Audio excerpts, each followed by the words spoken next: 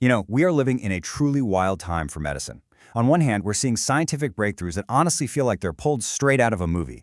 But on the other hand, we're seeing diseases we thought were ancient history suddenly making a comeback. And that right there, that's the vaccine paradox. So let's unpack it. So let's start with the technology that really brought this whole conversation to a head for millions of people, the mRNA vaccine. If you rewind to 2022, a whopping 75% of adults in the US got at least one dose. That's a massive public health achievement. But now look at the most recent seasonal shot, just 23%. To put that in perspective, that's less than half the number of people who get the regular old flu shot. So what on earth happened? And that really is the central question, isn't it? We have this absolutely revolutionary technology that can be whipped up at incredible speeds. So, where does it go from here? And, maybe more importantly, what are we all missing? Why is there this huge disconnect with the public at the exact moment its potential is about to explode? To really get what's coming, we have to look at how this technology is evolving. Because the story of mRNA is making a huge pivot. It's shifting from this global all-hands-on-deck fight against a virus to something way more personal, the fight against our own bodies. It's pretty incredible to even say out loud. The exact same fundamental technology, using messenger RNA to give our cells a set of instructions, is now being repurposed. Scientists are aiming this incredibly powerful tool right at one of our oldest and most feared enemies, cancer. So how in the world does that work? Well, the easiest way to think about it is like this. The vaccine acts like a most wanted poster that you give to your own immune system. It literally shows your body's natural defenders, your T cells, exactly what the enemy cancer cells look like so they can go out, hunt them down, and destroy them. The official term for this is a personalized cancer vaccine. And that word, personalized, is everything. Why? Because your cancer isn't like anyone else's. Every single tumor is genetically unique, so these vaccines are custom-built, from scratch for one single patient. They do that by finding the specific mutations on the tumor's surface, these so-called neoantigens, and then training that person's immune system to see only that target as the enemy. And the way they actually make these things, it's just a marvel of modern science. It all starts with taking a piece of the patient's tumor. From there, scientists sequence its entire genetic code and then use AI to figure out the very best targets to attack. Then, they manufacture a completely custom mRNA vaccine just for that one person. Once it's in your body, it turns your immune system into an army of precision cancer killers. And let me be clear, this is not just a cool idea on a whiteboard. The results we're seeing from the early trials are just stunning. For melanoma patients, a personalized vaccine cut the risk of the cancer coming back by almost half. For pancreatic cancer, which is one of the absolute deadliest, the immune response in some patients was still going strong 4 years later. And for lethal brain cancer, glioblastoma, it revved up the immune system in just 2 days. These are totally game-changing numbers. But get this, it doesn't even stop with cancer. Researchers are now taking these same principles and turning their sights on another group of devastating illnesses, neurodegenerative diseases. It's the same core idea, really. Find the bad guy and tell the immune system to take it out.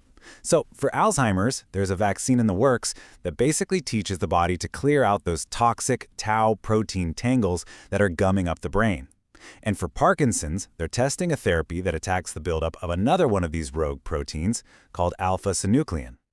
And the need for this is just staggering. Over 10 million people around the world are living with Parkinson's disease right now. And for them, and for the millions and millions more with diseases like Alzheimer's, these new kinds of treatments are offering a kind of hope they've just never had before. Okay, so this all sounds amazing, right? A true medical revolution. But, and you knew there was a but, having a breakthrough technology is one thing. Actually getting it to the patients who desperately need it, that's a whole other challenge. There are some serious bottlenecks in the way. Now, on the one hand, the progress they've made on the manufacturing side is just phenomenal. It used to take more than 9 weeks to make one of these personalized vaccines. Now they've got it down to under 4. That's incredible. But then you see the problem, the price tag. We're talking over $100,000 for a single patient. And this is where that paradox we talked about really comes into focus. Because while the scientists are working like crazy to solve these huge logistical and financial problems for these futuristic therapies, an even bigger, more fundamental challenge has been growing for the vaccines we already have. It really feels like we've hit this bizarre point in history where the biggest obstacle to medical progress isn't just scientific, and it's not just financial, it's social. At its core, it's about a fundamental breakdown in trust. So why is this happening? But when you actually look at the reasons people are hesitant, you see it's not just one thing. It's this complex cocktail of fears about side effects, real worries about long-term health, a deep-seated mistrust of institutions like the government and pharma companies, and for some, just simple doubts about whether the shots even work. And the really scary part is that this erosion of trust isn't staying in one lane. It's not just about COVID anymore, it's having this dangerous spillover effect. We're now seeing vaccination rates fall for the routine shots that have been the bedrock of public health for decades, for diseases like measles. The consequences of this are not abstract, they are very real and they're happening right now. In 2025 alone, the US has seen over 1,700 confirmed cases of measles. Let that sink in. Measles, a disease we officially declared eliminated in the United States back in the year 2000. It's back, simply because of gaps in vaccination. In this quote here from Dr. Otto Yam, it just perfectly nails the massive communication failure we've had. So many people think, hey, I got the vaccine, but I still got a mild case of COVID, so the shot didn't work. What's being missed is that the primary goal was never to prevent every single sniffle. It was to prevent you from getting severely ill, ending up in the hospital, or dying. And at that job, it was incredibly successful. And so this is where we are. We're standing on the edge of a new era, with the scientific ability to teach our own bodies how to destroy personalized cancer. It's a true revolution. And yet, in the exact same moment, we are struggling to convince people to trust the basic, proven vaccines that have saved countless millions of lives for generations. This science is moving forward at an absolutely breathtaking speed.